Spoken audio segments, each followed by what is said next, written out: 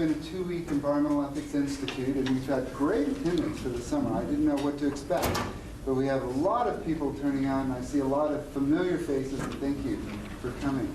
And this was just a real wonderful thing that we were able to get Holmes out here. You know, if you're going to have an Environmental Ethics Institute, and to start off with Holmes Rolston is just amazing, good fortune and a generosity on the part of Holmes.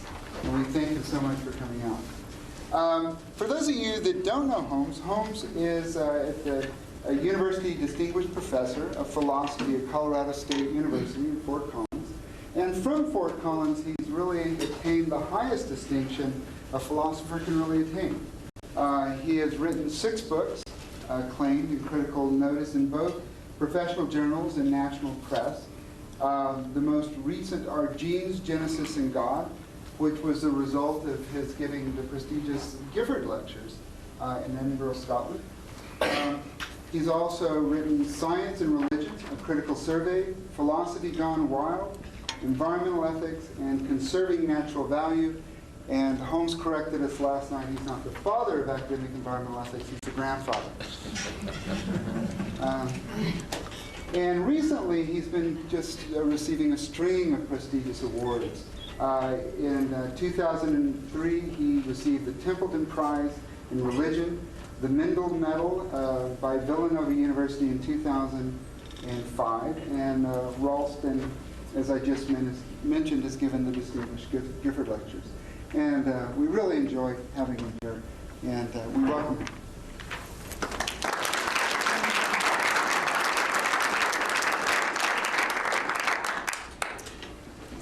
Well, thanks for a generous introduction. And now let's think a bit about evolutionary biology, about generating life on Earth, intelligent life on Earth. And I want to claim there are what I'll call looming questions. Let's see what we think about it. One of those is going to be about the origin of information. Another one is going to be about whether the evolutionary processes are contingent or inevitable or some mixture of the two. We're going to have to worry about possibilities, whether the possibilities in evolutionary history are omnipresent or whether they in some sense are emerging during the course of evolutionary history. Intelligent life we want to worry about, and so it looks as though we get novel possibilities increasingly escalating later on in evolutionary history, so that eventually we get a biology that can produce persons. And we persons are unique in many ways, despite this evolutionary history. We have, I'd like to think, at least at times, hopefully this evening, intelligence and spirit. Well, let's think about it.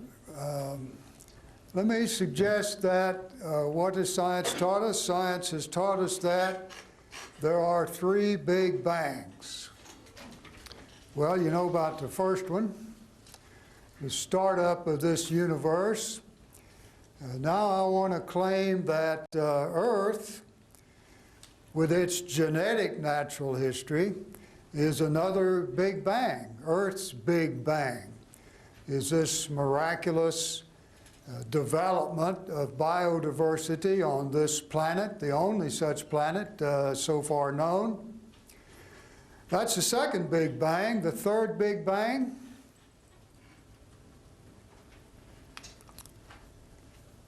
is mind in nature. We've had an explosion of human mental activity on Earth. That's all I'm going to claim, but we've got people around now who think we might be living at the edge of the fourth Big Bang. Global cybernetic culture. Once you get computers with the power that we now have, once you have the capacity for genetic modification that we now have, once you have the capacities of the internet, the World Wide Web that we now have, some people think we are on the threshold of a new information explosion. But that's not my topic this evening. I'm going to invite you to think about natural history as it lies behind us, and there's a bit of a contrast, is there not, between the foreground here, the moon, where there is no genetic information, no biodiversity, and that marvelous planet seen here, Earthrise from the moon. And on that planet, richness of biodiversity. On that planet are people who can meet one evening and discuss the origin of intelligent life. It's going to be a challenge to interpret that. Well, let's think first about the creating of information. When I went to school, longer ago than I would like to admit, I studied physics. The physicists said there are two kinds of things. There's matter and energy. I did study physics after Einstein had discovered the theory of relativity. So they said, well, we put those two things together. It's really matter-energy. But then I began to talk to biologists, and the biologists said, well, the physicists are right. There's matter and energy, but we've got something in biology they don't know about: information. Biological forms of information, because there are physicists, especially those who came along building computers and those kinds of things, who think that the concept of information has a place also in the physical world, Shannon Weaver information. There is information on the surface of the moon that you just saw, in the sense that geologists can tell something of the history of the moon reading the surface of the moon. But the biologists now said, no, we're talking about a proactive form of information, distinctive biological information. Norbert Wiener, one of the founders of cybernetics, already was saying, from the viewpoint of computer science, information is information, not matter, not energy. Or here's a German researcher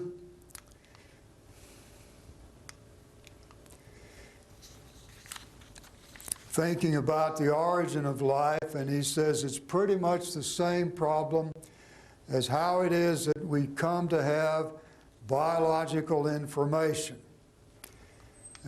George Williams, a well-known evolutionary biologist, unfortunately died last year. Evolutionary biologists work in two domains, that of information and that of matter. The gene is a package of information. Or, to my mind, the best of the theoretical biologists, John Maynard Smith, unfortunately also we lost him last year. Heredity is about the transmission of information. Or Klaus Doss, working on the possible origins of life, doing research into this area, said he'd been working on it 30 years. And you see the immensity of the problem more than any solution, because we don't know how the genetic information originates in living cells.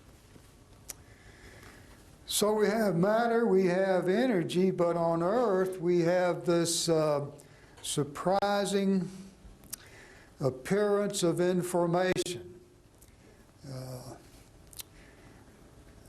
Maybe you can think of it as coming from above if you want to be religious about it, but that's all right with me if it comes from below. It can come from East Coast or West Coast, if you like. It's the appearance of a novel kind of biological power and structure. If we go back to John Maynard Smith, operating with a colleague here, he asked, what are the major trends in evolutionary history? And he thinks that how and why complexity has increased. The thesis is that it depends on a small number of major changes in the way in which genetic information is transmitted between generations.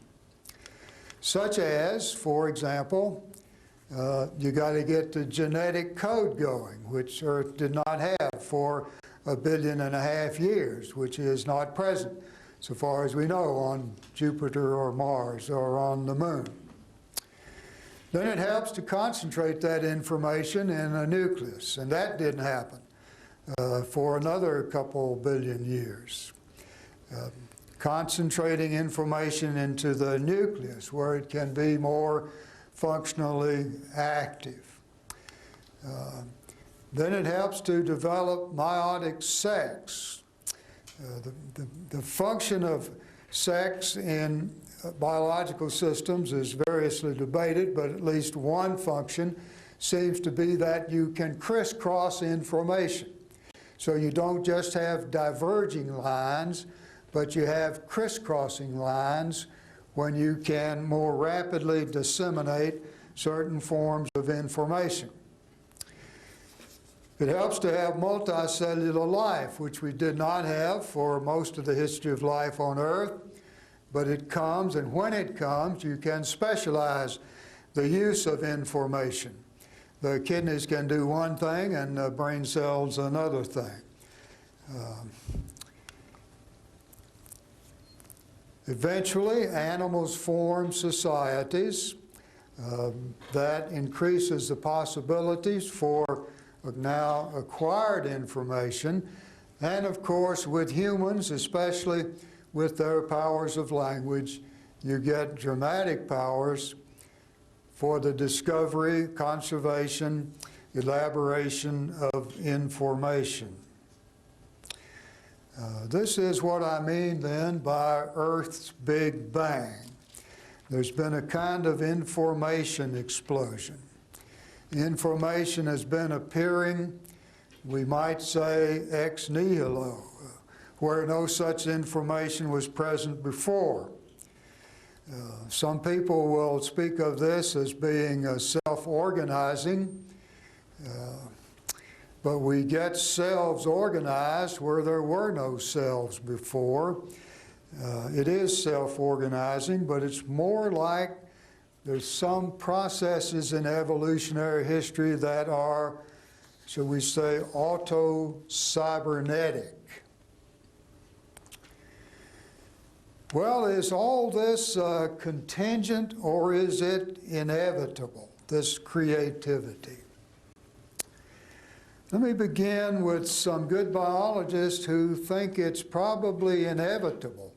I'm going to begin with them because many biologists, I don't know most, but probably not most, but many prominent biologists think that these events are contingent.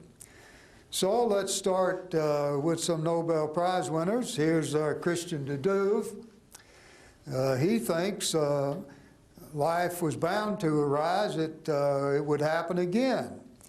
There's hardly any room, he says, for lucky accidents in this process by which life originated. I view the universe as made in such a way as to generate life and mind.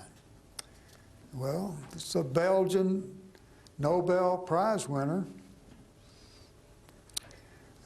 Here's George Wald, Harvard University Nobel Prize winner for his work on the eye, chemistry of the eye. The universe breeds life inevitably. Or here's Melvin Calvin, Nobel Prize winner out in California, for his work on the chemistries he's talking about right here, the precursors of DNA and RNA. Now he says they were not, they didn't appear by accident, they aren't conserved by accidents, they are sort of spin-offs of the various kind of bases and amino acids. The kind of selectivity intrinsic in the structures, evolution of life is a logical consequence of natural chemistries. Well, a philosopher may not be all that much of a chemist, but a philosopher picks up his ears when he hears that something is a logical consequence of something else. You're going to have to wonder about that. Or here's a German thermodynamicist, Manfred Eigen. Evolution of life is an inevitable process despite its indeterminate course. By that he means something like, if water falls up here in the Montana mountains, it's inevitable that it's going downstream. If it doesn't evaporate, it'll eventually get to the ocean, but just exactly what that course may be a bit chaotic, depending on whether it falls on this side of the hill or that. It may be that it'll be evaporated and fall again as rain later on. There's a certain indeterminate course of the water drop toward the ocean, but it's got an inevitable heading. That's the kind of thing Eigen has in mind. These are all Nobel Prize winners. Stuart Kaufman is not. Thermodynamicist, he works on the origins of complexity. He concludes that the origin of life was not enormously improbable, but governed by principles of self-organization. Let's look at a few pictures, graphs. Here's one in which this is in the ocean, this is not on land. The kinds of things that do form fossils well. And, you know, it's got its ups and downs. It's got its numbered catastrophic extinctions, but it does start low and end high, and there's a kind of rebound after each of these catastrophic extinctions. We're dealing with the numbers of families over geological time. And you may say, well, it's not kind of flat, isn't it, right there in the middle? These are Silurian, Devonian, Cambrian times. In the ocean, maybe, not too much different was happening, but that is a time when life moved on to land, Devonian, Carboniferous, and on land you begin to see the numbers of species in a local flora increasing over time. If you wonder what these things are, a lot of them are fern-like plants, more later, more earlier, fewer later. Here are your pine trees, spruce trees. Still got lots of them around, but there used to be more. Here are the angiosperms, the flowering plants. Still on land from Devonian times onward, we get a kind of increase in the numbers of species. If we go on land again and look at what's on land, mostly amphibians once upon a time. Reptiles can handle drier climates than amphibians. The dinosaurs, more of them once than now, but we've still got reptiles. Mammals come with warm bloods, come later and develop sort of explosively. Birds here. Top dotted line is insects. You've got to have insects, always plenty of them around. But they are good to eat for many of these other things. They're important in the food pyramids. If we put land and sea together, as did Norman Newell, American Museum of Natural History, we get a graph like this. This one is maybe 20 years old, but here's a recent one, 4 or 5 years back. And this one's interesting because the dotted lines are high and low estimates of catastrophic extinctions. What these authors argue is that doesn't make much difference at the family level. It makes a big difference at the species level, but at the family level, the families manage to continue. Solid black line, high and low estimates of what's happening in evolutionary history. These are graphs of diversity. They're not graphs of complexity. Complexity is a little harder to graph. Well, let's hear from Ernst Mayr, the kind of granddaddy. He died 101 years old this year. Kind of the granddaddy of all the Darwinian biologists in the United States. Ernst Mayr says, who can deny that there's a kind of an advance from the single-celled animals to the animals with a central nucleus, and then it continues as we get multiple-celled plants, multiple-celled animals with division of labor among their organ systems, and then we get warm-blooded animals who can handle winter weather and different kind of climates better than can the cold-blooded animals. They get also develop more social organization, and eventually we get large central nervous systems and the capacity to transmit information from generation to generation. Or if we turn to Lee Van Valen, who's a University of Chicago theoretical biologist, the way these people argue this kind of thing is often they say, what would happen if you played a tape again? What would happen if it were going to happen all over again? Well, some people say it would be radically different, but Lee Van Valen says, no, you wouldn't get the same thing, but each time life would start in the ocean and move on to land. Each time you would get fins. Each time you would get legs. Each time you would get ears. Each time you would get eyes. Each time you would get wings. Okay? So he thinks the major developments would be repeated, and the role of contingency would diminish. The tape as a whole resembles a symphony. That's an interesting word for a theoretical biologist to use. An orchestration with many melodic strands. Well, a kind of symphony.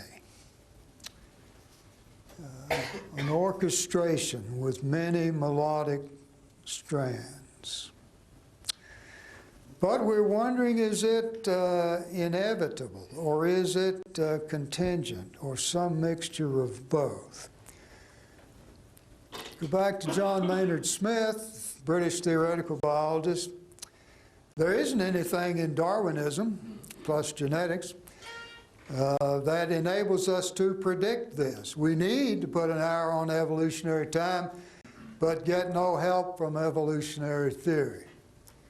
One of these looming questions, isn't it?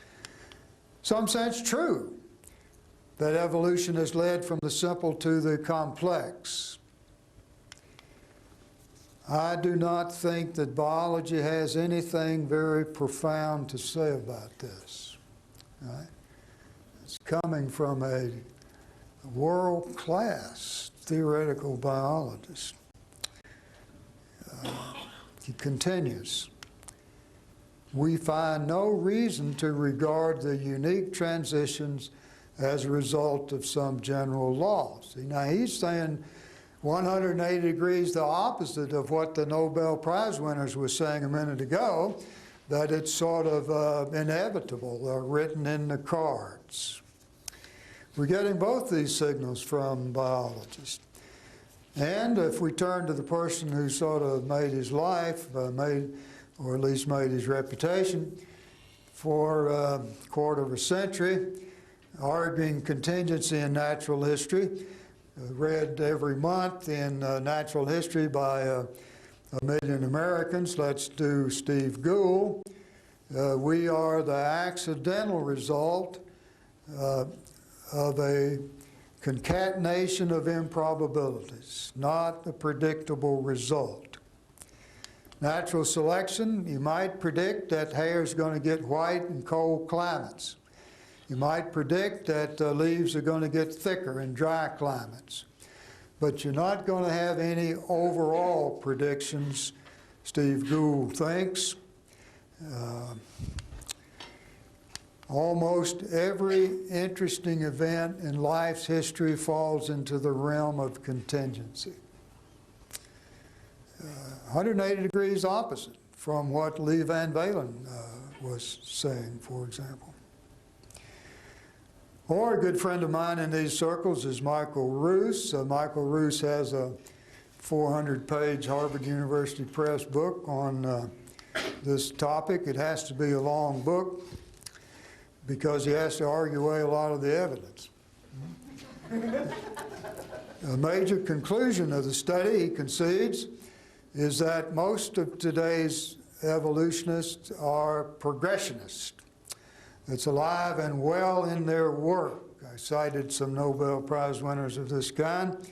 Nevertheless, he calls this pseudoscience because he thinks the ideology of progress has been read by British aristocrats into the evolutionary record.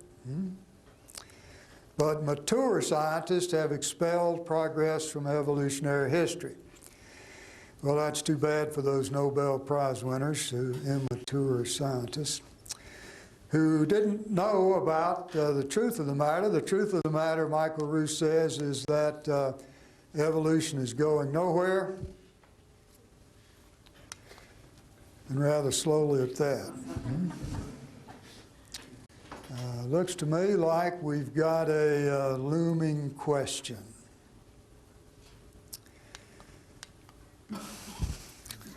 Let's think about possibilities. Are the possibilities sort of always present in the natural world?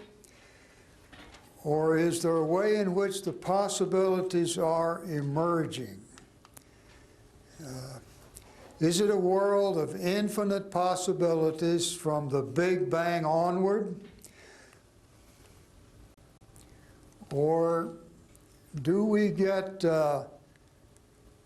everything sort of front-loaded, so to speak, at the beginning? Or do we have new possibilities that appear? They are, use a little computer language, downloaded, or if you like, uploaded in the course of evolutionary history. Well, here's one of those Nobel Prize winners again, Christian Nadeau. The universe has given life and mind. It must have had them potentially ever since the Big Bang. But that's not all that's said about these matter of things.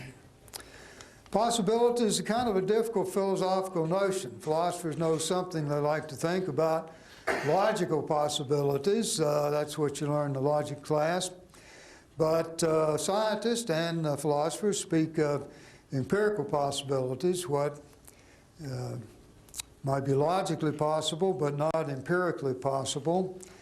When you get to the scientists, they often want to talk about physical possibilities, and like, for example, might be physically impossible to build a to build an elephant that that was photosynthetic. It's an engineering problem, right? You can't move that much mass around catching that much solar energy. It's a physical impossibility. The energy engineers would say. They may want to talk about statistical possibilities. We may want to talk about historical possibilities. This idea that things might be empirically possible, physically possible, but they're not historically possible because you can't get there from here, right? It might be that if you'd gone another way, you could get there. But after you've gotten this way, it's not historically possible now, perhaps, to have wolves with 6 legs, right? It's the kind of thing that once you get into 4 feet, you just can't move on to that different kind of adaptive landscape. So we've got different kinds of possibilities. And now if we look at evolutionary history, you get a lot of the sort of thing that's surprising. Is it inevitable? Is it contingent? Well, at least it's surprising. Well, for example, those cells, single cells without a nucleus that get a nucleus. They didn't have a nucleus for a billion years, 1.5 billion years of life on Earth, then they got a nucleus. So is the matter when and where they got it, or that they got a nucleus? A bit of a surprise. Life apparently existed for long periods of time without the presence of oxygen, but now we've got life with oxygen. Is that a surprise? Could that have been one of these things expected? Would that happen again? For a long time, most things had skeletons on the outside, like a crab or a lobster does. But later on, there appear skeletons on the inside, like we have, that make larger and more flexible forms of life possible. Is that inevitable, or is that a sort of surprise? Mitochondria are the little sort of energy organelles in our bodies. They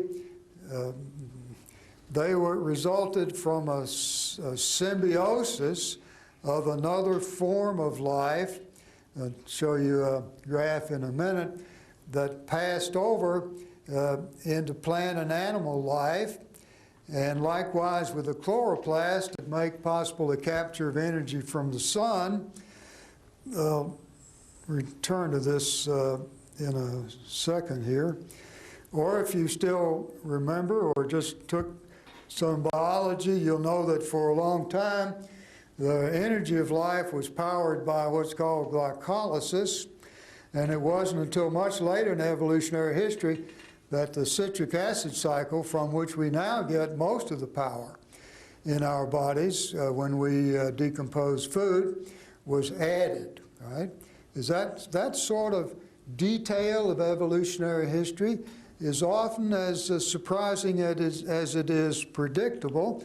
If you see it in this graph, if we go back to the mitochondria and the chloroplast, the mitochondria, which are the main energy organelles in our bodies, they come over from the prokaryote line in a sort of lateral transfer or synthetic movement. First may have been parasites, but then they are embodied in both plants and animals.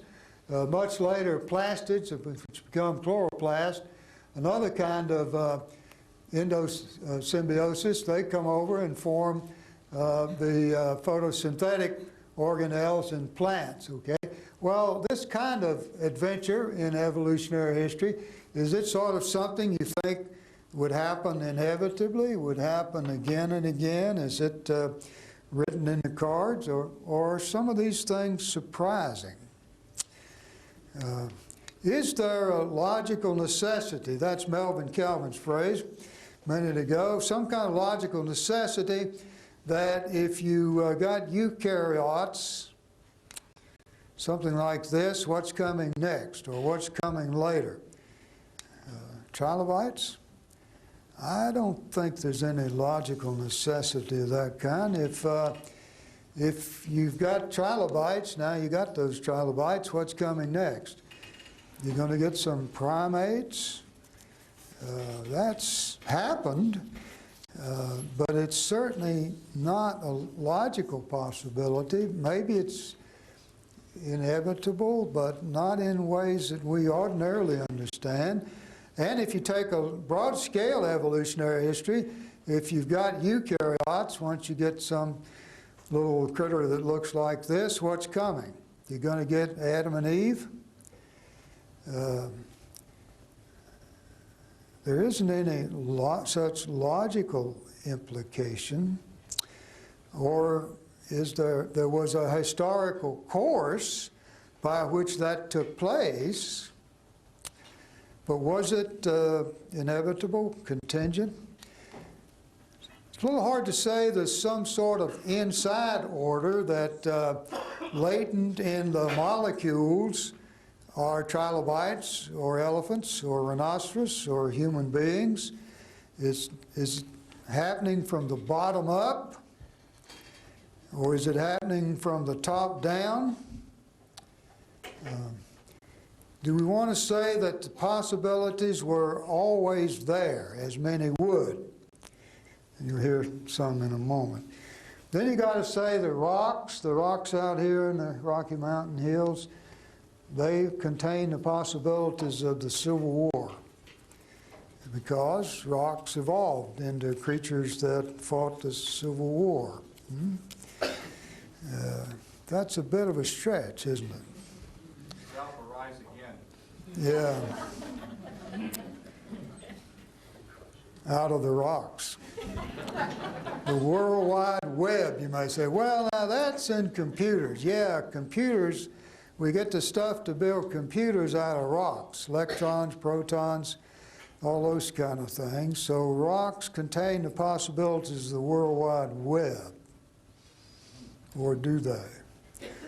Or are we worried about what Alfred Northhead called the possibilities floating in from nowhere? See, the idea is, were the possibilities there at the Big Bang? Or do possibilities get introduced along the way? Here's Karl Popper, a pretty good philosopher of science, I think. Karl Popper and Thomas Kuhn are the two best-known philosophers of science in the world at large, the world of scientists. Popper says, in the real world, the possibilities and the propensities are changing. It allows us to see in a new light the processes that constitute our world. It's a world of propensities. Unfolding new possibilities. New possibilities are created, and now especially in biochemistry, every new compound opens up possibilities that did not previously exist. The possibility space is growing. And the variety of organisms that can be realized as a result of these opening up of new possibilities is staggering. In the end, we ourselves become possible. That's Sir Karl Popper, great philosopher of science, our only Nobel Prize winner until, I guess we've had two now, but for a long time, our only Nobel Prize winner from Colorado was Tom Cech. Did his work on RNA, origin of life in RNA. Tom Cech differs from Karl Popper. He says intrinsic to these tiny molecules is their propensity to self-assemble. That's the highest form of creation you can imagine. But from the perspective of biologists, he thinks, I've given account of how possibilities became actual. Possibilities were there, they became actual, and when this happened, life originated, but possibilities didn't float in from nowhere. They were already intrinsic to the materials. If I can make this point, let's take an iron atom. We need iron in our blood, hemoglobin. Now, a meteorite might come crashing into Earth, and somehow when the debris scatters, I think we can imagine that an iron atom from a meteorite, which had been in outer space for billions of years, might get incorporated into hemoglobin in a human being. Now you're going to want to say, well, then obviously iron always has the possibility of entering into a hemoglobin molecule. You might put it that way, but I don't think hemoglobin is in the possibility space of an iron atom. You need an iron atom plus lots of information to get a hemoglobin molecule. Or if we look at water, we might get some water in that meteorite from outer space, and that water, or there's certainly water in outer space, we think that there too it's a polar molecule. It's got a positive end and a negative end. And you might say, well, then their possibilities are there. Well, one of the interesting things that's keeping us alive this evening in our cells are our lipid bilayers, where things are, the layers in our cells are kept together because they have tails and heads that point this and that direction in the presence of water. Well, you might say that must always have been possible for water to be put, it was a polar molecule, must always have been possible for it to be put in a lipid bilayer. But once again, I'd like to argue that it isn't necessarily possible just because it's a polar molecule that the possibilities for lipid bilayers and cellular organs are always there. Here's Michael Polanyi, another good philosopher of science.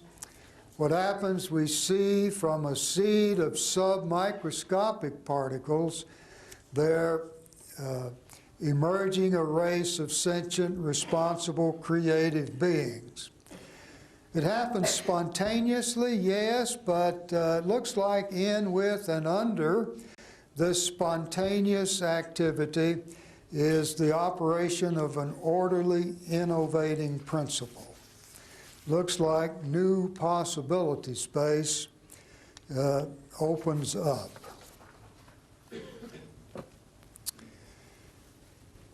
Well, continuing, let's think a little bit about co-option. What's co-option?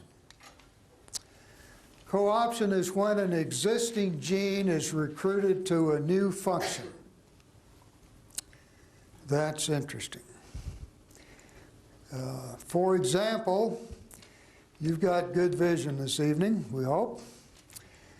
Where did the cells, the kind of cells that form your, the lens in your eye, where did they come from?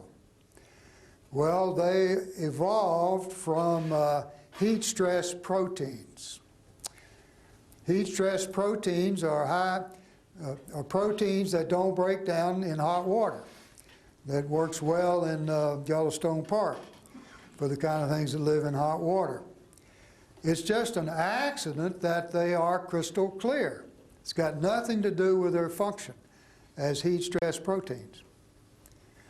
But they are clear, crystal clear. Right? So they get co-opted to a new function.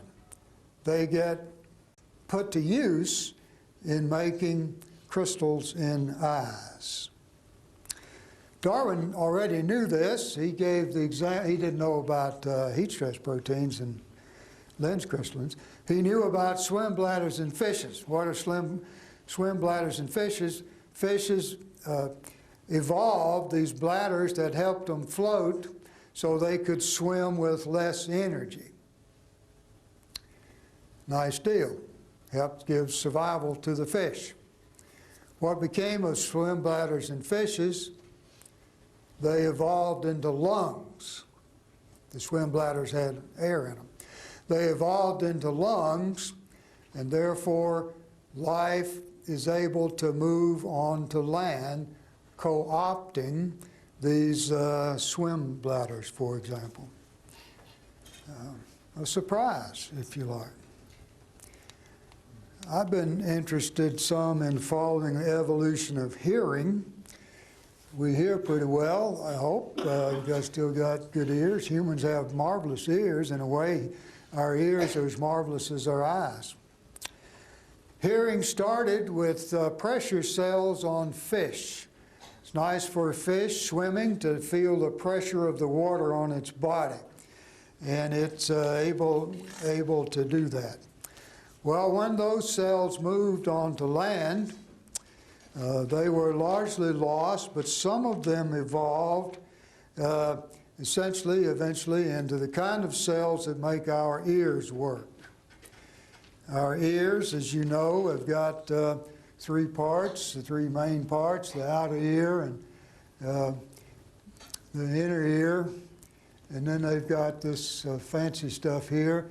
It's a kind of these are bones that have been co-opted to make a kind of amplifier, and so sound waves hit here and are amplified, and then they come here and they jiggle little microscopic hairs to make a very small current, electric current, not a current of electrons, but a current of ions. Okay? All right, when that happens, you begin to get the capacity to hear sound. These little hairs are called stereocilia. Now, it helps not just to be able to hear sound, but to tell which direction it's coming from, if you're trying to get away from the predator making a noise. Well, your ears, you got two ears, they figure out first how to tell direction because the sound arrives at one ear a little later than it does at the other ear. But they can only do that well with low-frequency sounds. With high-frequency sounds, the ears have to take over different kind of molecules, and now one ear is in the shadow of the sound compared to the other ear. So the sound is a little less intense in one ear than the other. And now the ear figures out, well, it sends signals to parts of the brain that figure out how to combine that information to locate the direction of the sound, and a well-tuned ear can locate the direction of sound within 2 degrees of the 368 degrees circumference. Now, it helps also to know what the frequency of the sound is.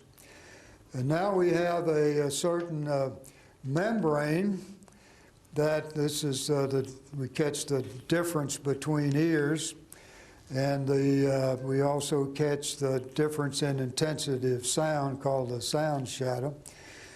But now we've got a little organelle like this. This whole thing is the size of a pea. It looks like this. But here we're jiggling sound waves, certain hairs, and they vibrate out on this thing. This is this thing uncoiled to show how it works. And different intensities, frequencies of sound will vibrate it, will successfully. This has a different thickness, only out so far. And so that sends signals from here or here or here or here to the brain. Then the brain can judge the frequency of these kinds of signals. All this results in much better information processing. We've been talking about information this evening. Results in animal communication. It results in human language. Got to be combined, of course, with some marvelous activity in the throat, the larynx, producing sounds that can be interpreted. All this results in human culture, where ideas can pass from mind to mind, as is the secret of human culture. But it occurs by a series of escalating co-options. If you like, it occurs by a kind of bootstrapping. It occurs when things are fork off in unprecedented directions. It occurs when previously disconnected parts, like those ear bones or like those pressure cells, are co-opted and put together to start serving a novel function. Now we can give we can give retroactive explanations of what happened, And we can even say evolutionary history might have some tendency to co-opt. But it looks like interesting things are going on that might make the history unpredictable or surprising. Self-organizing, in a certain sense, regularly becomes self-transcending. They're what we might call in biology what the physicists would call quantum leaps, or I'll call them cybernetic leaps, where radically new possibilities for information transfer become possible. Various people will say, well, as did Francois Jacob once, a famous article, evolution is a lot of tinkering. I'd just as soon say evolution is a lot of exploring. And in this exploring, we get cascading serendipity that results in intelligent mind. Getting us now toward anthropic biology. Physicists are fond of telling us the last 20 or 30 years that the universe is fine-tuned for life. By that they mean that there are a lot of things that happen, particularly with regard to the formation of all the heavy elements in the stars, that couldn't have been much different, and there would be carbon or oxygen. Couldn't have been much different, and there'd be the kind of solar energy that we have. If the weak nuclear force, which makes the sunshine, were much different, if the force of gravity were much different, the sun wouldn't work like it's working. They call all these things the anthropic principle. I'm not sure I like that term. I might want to call it a biophilic principle. The universe is kind of ready for life. But now by the time we cease talking to the physicists and talk to the biologists, they're probably going to say, yeah, but processes of mutation are blind, they are random, and it's all a matter of survival of the fittest. Biology, they say, is not so much fine-tuned and maybe sort of pushy about life, wants to have lots of living things, but it's kind of clumsy, it's kind of tinkering, it's kind of makeshift. Francis Crick says biology doesn't have any elegance, for example. They may claim that evolution is more bushy than it is anthropic. They claim that evolution produces myriads of diverse kinds of things, of which humans are only one sort of species. Well, let's think about that. The place of humans now in this evolutionary picture. Here's Stuart Kaufman again, who's talking about the opening up of possibility space, about getting more out of less over millennia, about what he calls self-actualizing, what I might call self-transcending. He calls what I call co-option, he calls pre-adaptation. A feature selected for one purpose turns out to be useful for a second purpose. So the biosphere keeps inventing new things, and we can't say ahead of time what they are. That's a radical new kind of failure to predict. Not quantum uncertainty, it's not chaos theory, but it's a radical kind of openness and uncertainty because life keeps inventing things. Well, Kaufman continues, I was led to doubt that we could pre-state the configuration space, as he calls it, the possibility space, I'd call it, of a biosphere. Life is doing something far richer than we have dreamed. Well, one of those things that maybe you couldn't predict, but is rich, far richer than anyone might have dreamed, is the production of human life and intelligent spirit. Is this inevitable? Is it surprising? Well, let's talk to some good biologists. Richard Lewontin, Harvard University for 20, 30 years. DNA is powerful. It makes possible our brain.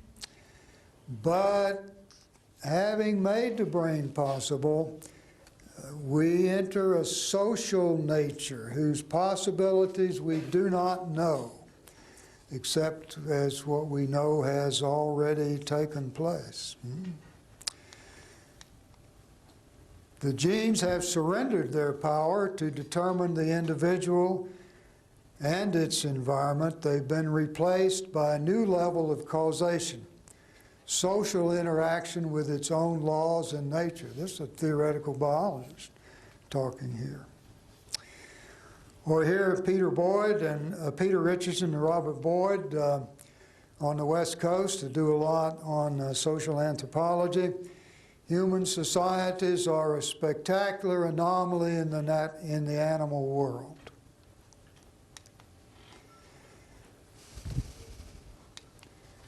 Well, here we are, Adam and Eve.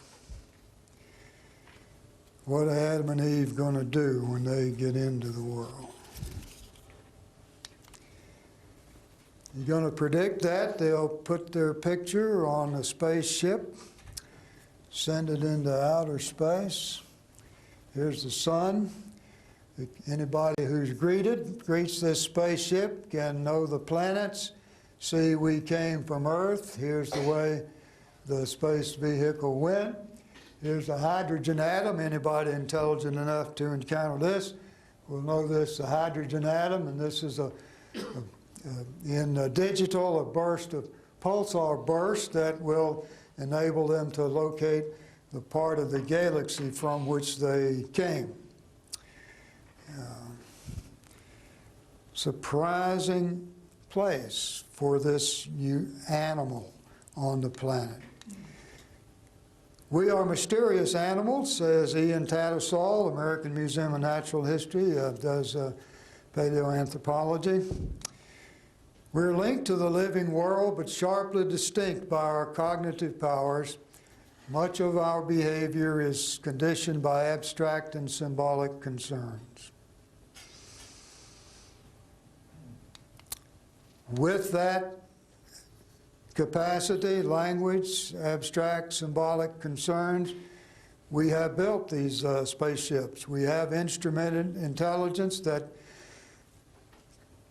which enables us to test our theories across some wide ranges, quarks to quasars. That's about 40 orders of magnitude, from picometers to the extent of the visible universe. We can measure the strength of forces across 40 orders of magnitude. That's about the difference between the weak nuclear force and gravity and strong nuclear forces. We can measure time across 34 orders of magnitude. That's from attoseconds to the distance across the universe in light years. Interesting animal we are. Here's Terence Deacon, works with the concept of emergence. Hundreds of millions of years of evolution, hundreds of thousands of species with brains, tens of thousands of species with complex behavioral learning abilities.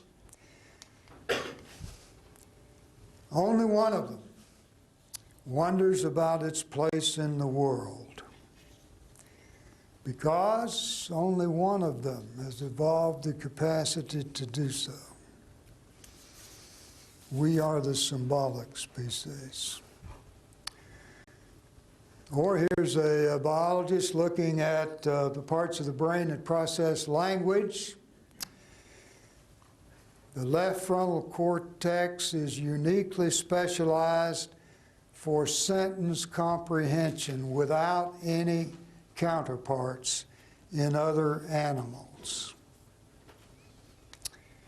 See, something about Homo sapiens, we do seem to be the only species in the world that can orient itself with a view of the whole. We are in a certain sense, free spirits, although we are incarnate in our evolutionary bodies. We are, in a certain sense, self-transcending spirits.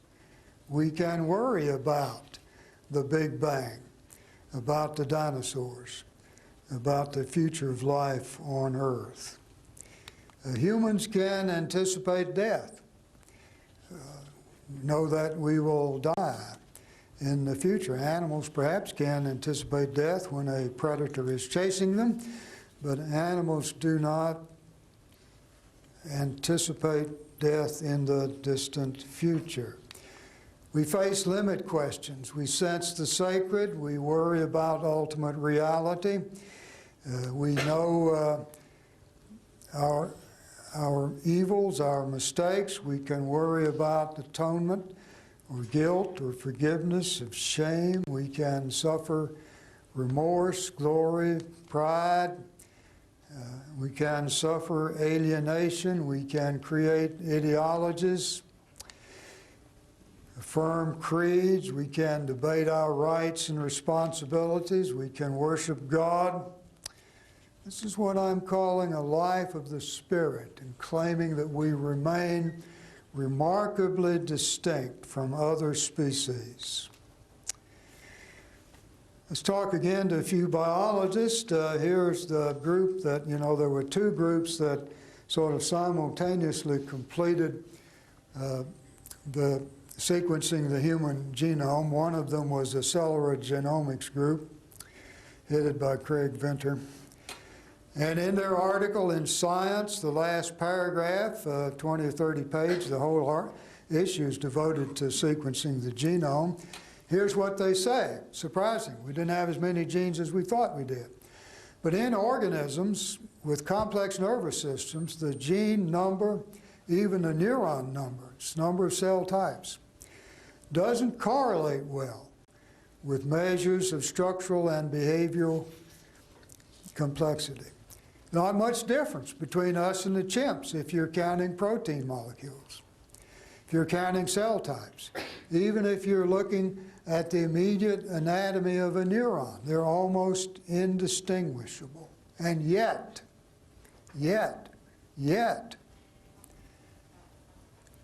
the modifications that predisposed us to expand the brain and expand the larynx, giving rise to language, cultivated, accumulated in a massive singularity. Isn't that an interesting word? For 200 geneticists co-authoring an article to use that made humans in a more complex in a behavioral sense. The challenge of biology is to find out how the genes orchestrate the construction of this miraculous body and mind and brain which we have. How our minds have come to organize our thoughts sufficiently well to investigate our own existence. Big bangs, yes, a big bang once upon a time, 15 billion years ago. Big bang, yes, another big bang, Earth's big bang. Producing mind, but the most complex thing in the known universe, this massive singularity, to use Craig Venter's term, is still right behind our eyes.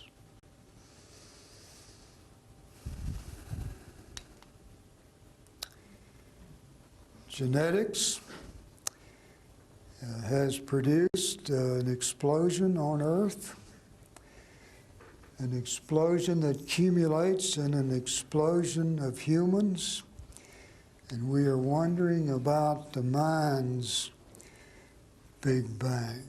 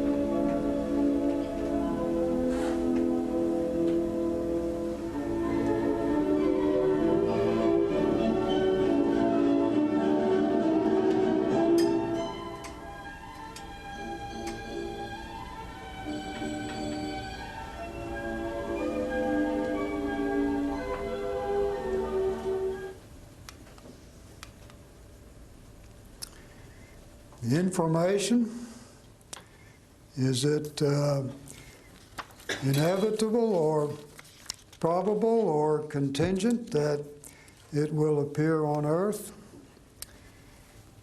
Is there enlarging possibility space? What about this cascading serendipity, this co-option for novelty? What about this biology that has produced this intelligent spirit in nature? My invitation to you this evening is to see that there are still profound, looming questions.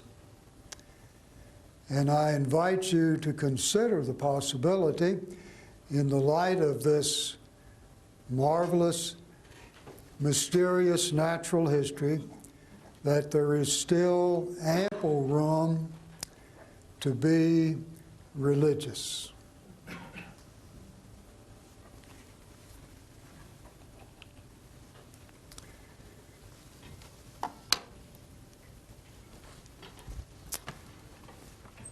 Thank you. And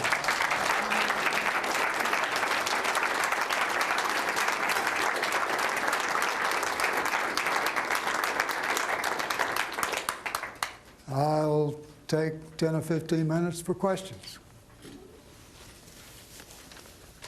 Yes, sir. Loud enough, please, if you can, for us all to hear. What's that? Speak up a bit for us all to hear. You bet. I'm thinking in terms of the biological possibilities that you were talking about, that nature opens up. If the guiding principle between the arrow of emergent arrow of evolution, the guiding principle there isn't natural selection. Because, for instance, once the nervous system is developed, then the eye is an emergence of that is the eye, and it comes about because of the fact that creatures that can see can survive much better than creatures that can't see. Except that most creatures that survive can't see. Trees, Yeah. bacteria. But a certain group of creatures that do develop these powers, seeing and intelligent, have a greater possibility, especially in an area where there's predators and things like that. We do think that predators who can see and animals who can see with predators and prey, that contributes to their survival. Yes. And then on into higher intelligence. Yeah, but only one of perhaps 3 to 5 billion species that's ever existed on this planet develops this intelligence like humans have. So they all survive, all 5 billion of them, or 3 billion, we don't know the numbers, are subject to natural selection equally, but only one of them develops the unique human capacities. The problem is all these things, crabs, octopus, grass plants, they're all subject to natural selection. Does that mean that, and grass plants don't get any smarter, the crabs don't get any smarter, the pine trees, they get different kind of pine trees, but they don't get any smarter. The problem is natural selection doesn't predict that all of them are going to get smarter. But it turns out that some of them take these tracks which lead to having brain power, whereas most of them don't. That's why the biologists like Michael Roos and others say that to think there's progress in evolution is pseudoscience. Mostly there isn't. It's reading human belief in progress back onto the evolutionary record. So natural selection is an explanation, but it's only, I think, a partial explanation of what has happened. It's a generic explanation. It applies to all these things that went extinct and those that didn't go extinct. It applies to the creatures in the sea and on the land. It applies to the plants. It applies to the animals. It doesn't lead you to be able to predict that there will be chimpanzees. It doesn't lead you to be able to predict that one of these 5 million species alive on Earth today, one of these 3-5 billion species alive in evolutionary history will make spaceships and fly off into space. Yeah. Yes, Dr. Rolston, this might take it in a little bit different direction, but it seems to me, I got my degree here in 1973, and at that time, evolution was not questioned, you know, in terms of biology, the biology classes that I took. And I think that one of the things that I've been reading about lately that's been helpful to me is looking at the difference between the scientific method and what I've heard called by philosophers scientism. Yeah. And I think what these philosophers basically do is they define the scientific method as basically an inductive, evidentiary-based, and it's often a mathematical way of coming to factual propositions about the physical world. But scientism as separate from scientific method is more of a dogmatism that says the only allowable answers for the process, the scientific method process, are natural explanations. Yes. So I'm getting to a question here. But basically, a brief example, I think, is that, say I'm a detective, and I arrive in a living room, and there's a body on the floor, and this man is dead, and there's 6 holes in his back, round holes, and there's blood coming out of these holes. And I begin my investigation. And as I'm doing this, my chief arrives and he says, well, Ed, you're doing a good job, but only one thing. You have to come up with a natural explanation for this man's death. There cannot be an intelligent cause behind this person's death. So I get a little desperate, but I think, well, okay, the chief's right. There can't be an intelligent being behind this person's death. I guess there was a meteor, and it happened to go through the atmosphere. He was working in his backyard. It disintegrated into 6 little lead pellets that formed points. They went into the back of this person, and he ran into the house, fell on the floor before he began bleeding, and then died. So I've come up with a natural explanation.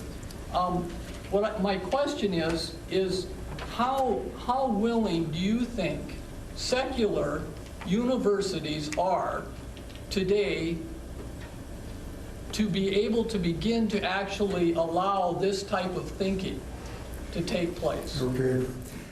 That's a question that's somewhat akin to these debates about intelligent design. Science does use a naturalistic method. Now let's be cautious. I didn't say anything this evening that denies evolution.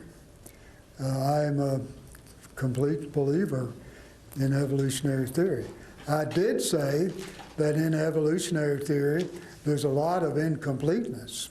I quoted a number of biologists who said, John Maynard Smith said that in terms of the evolutionary history, he didn't think biology had much to say about it. The good biologists are going to readily tell you that. There's a lot of openness in their explanations. They're going to tell you that.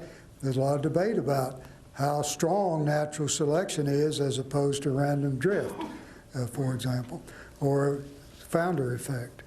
But I'm not countering evolutionary explanations. I'm not countering naturalistic explanations. I'm simply saying that the events of a naturalistic science still leave openness. Now, somebody's going to call these gaps in the explanation. I did not use that word. I don't want to use that word. A gap is an incomplete segment in a causal chain. I didn't give you any such gaps. I did say that new possibilities appear at times in evolutionary history. Right? That can be a form, I think, compatible with naturalistic explanations. But when you get that picture, it leaves openness, it leaves room for a larger metaphysical interpretation, which may see some orderly innovating principle, to use Michael Polanyi's terms. Now, when scientists do their ordinary business, they need to seek naturalistic explanations. Okay? They ought not, as you said so well, elevate those naturalistic explanations into comprehensive worldviews. And good ones don't. Some of them do. So we have to watch scientists who elevate their correct interpretations into a comprehensive worldview, make a metaphysics, comprehensive metaphysics, out of what they think they've found in naturalistic science. It has to be cautioned against. I think good scientists are alert to that. Partly that's what I was doing this evening. Scientists are quite open, I think, to incompleteness in their explanation. You talk to the physicists or talk to others. Sure, they want as good a theory as they can get, but they realize that new theories come, they realize that their theories are partial, their theories are incomplete. I think a lot of biologists these days are saying in genetics, look, Once upon a time, we told you that everything was determined by the genes. Now, we're discovering that's not so.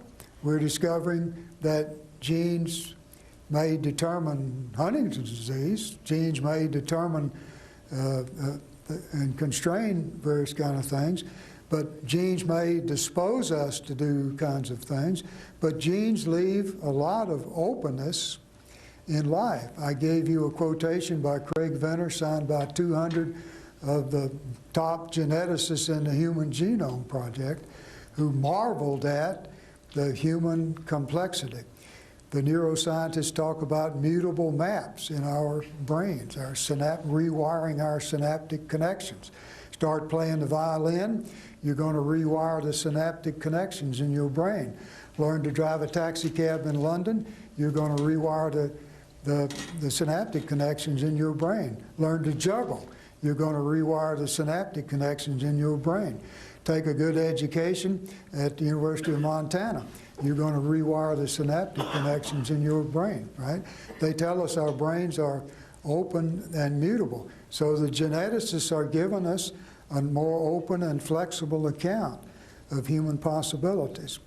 People who are studying language, the linguists, say, yeah, there are all these predecessors and echoes in the chimps or in the baboons or the call signals of these animals, but they'll tell you again and again that human language in its capacity for semantic and syntactical structures, for symbolic abstraction, radically exceeds anything found in the animal world. So these scientists are amply open, I think, to the marvels of the human mind, the human world. After all, they're illustrating it in what they're doing. You can't be a geneticist and decode the genome and not wonder about what you've got upstairs that enables you to decode your own genome, can you? Scientists are often open to these kinds of issues. If my wife were sitting right there, she'd say, I told you again and again, don't give such long answers to questions. I'm trying to stop. Yes? Yes, we are complex and intelligent.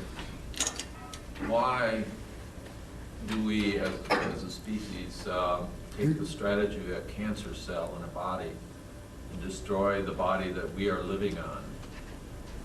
Why do we get cancer? No. Why do we take the strategy of a cancer cell? We eat up everything until the body dies. Why do we act in such stupid ways like cancer cells? Right. Why? We believe in Armageddon.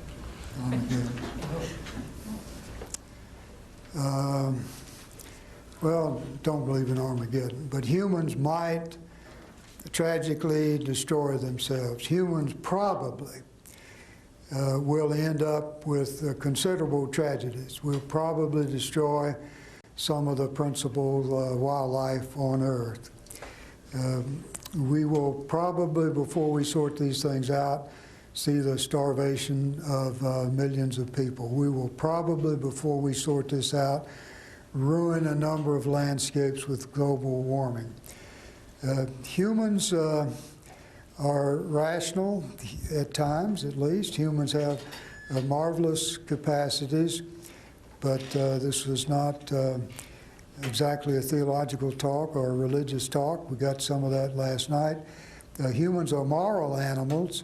Humans are animals called to live a life to which they must aspire and from which they can tragically fall. So humans are animals who can do good and evil, as can no other animal. And that gives us marvelous opportunities, and it gives us the danger of tragedy.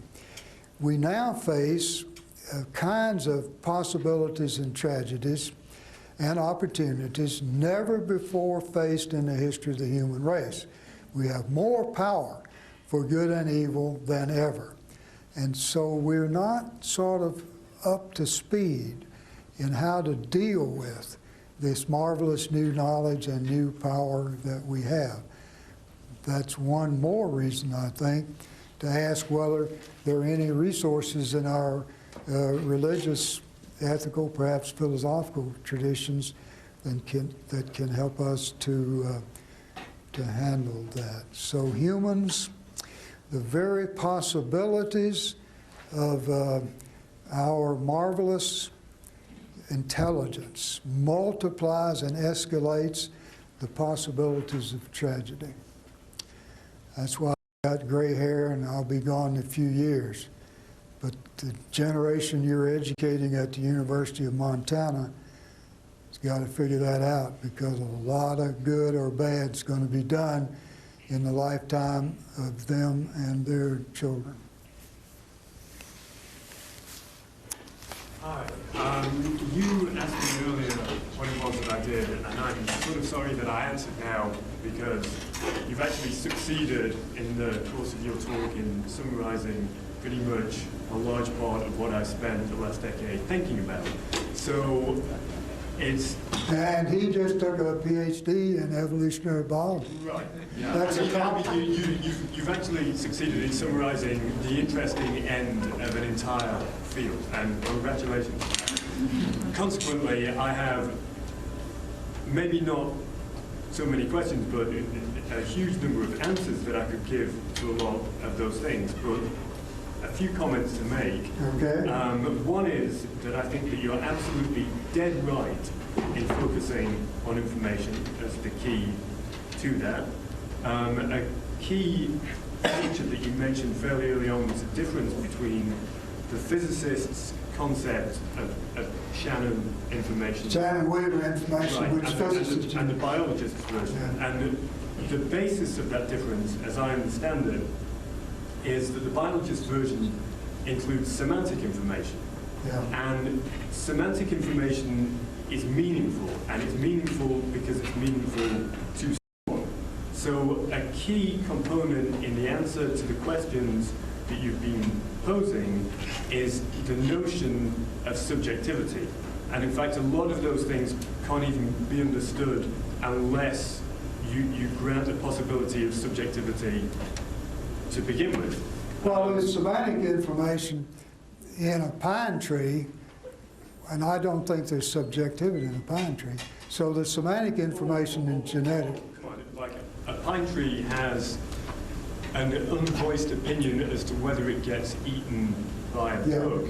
Well, if you mean by that what we call zero order intentionality, yes. Yes. If you want subjectivity in that sense, yes. I'm happy with that. That's fair enough. That's a good place to ground it. Probably the only place to ground it. With regards to the range of possibilities that you were talking about, inevitability versus complete contingency, it also strikes me that one of the issues there is that because we're asking that ourselves from a completely subjective perspective,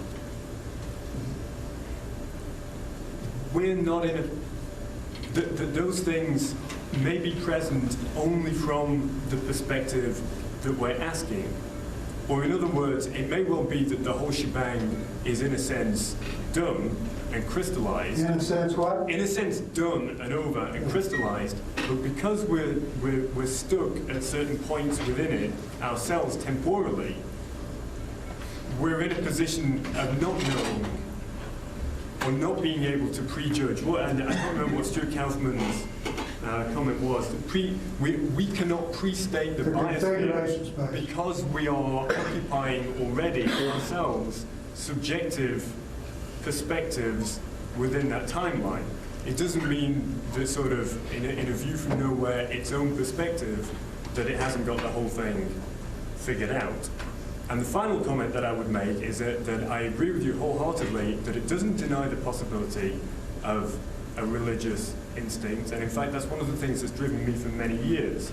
But what I will say about things like intelligent design is that it seems to me to put the cart before the horse in quite an important sense. Intelligence is the outcome of this process rather than the precondition for it occurring in the first place. Scott Dane, get that guy's name and he gives the lecture next year. One more question in the back. needs to be a quick one. Quick one. Well, it's up to you, Dr. Rolston. It can't be quick? You presented a beautiful picture of the complexity of life and what faces us in the future. But then you decided that in order to decide how we will proceed in the search for good and evil, that there may be a religious component in that. And I'm just curious as to how you see religion as providing the answer for good versus evil when there are so many possibilities that have been demonstrated by history that they can work in one way or another. I didn't say much about religion in this talk, but religion as a opening up, I was opening up possibility space for religion, if you like, put it that way. Religion has done a lot of good and a lot of evil in the world. So I'm not, I worry about the possibilities for abuse of religion as well as the possibilities for creative use of religion. Religion might be too strong. A life-orienting worldview that is that saves. So a life-orienting worldview, maybe that's religious. Maybe you don't want to call it religious, but it's something else. Now I think science, all the biology that I was giving you, physics or whatever, it just doesn't offer you the meaningful guidance of life. The value questions are sharp and painful as they've been in the history of the human race after 400 years of science.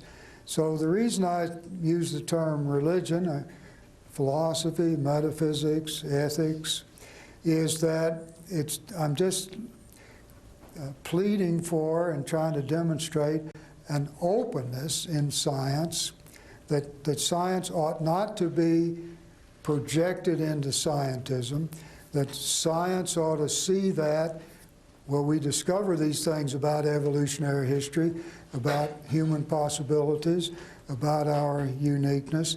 Now we got to sit down at the table with the theologians, with the politicians, with the dramatists, with those who do literature or whatever, and work out what is a worthy and meaningful human future. That's what I'm commending. I'm trying to show you that that's still very much on our agenda and as possible and as ever and more urgent than ever. Thanks for being good listeners.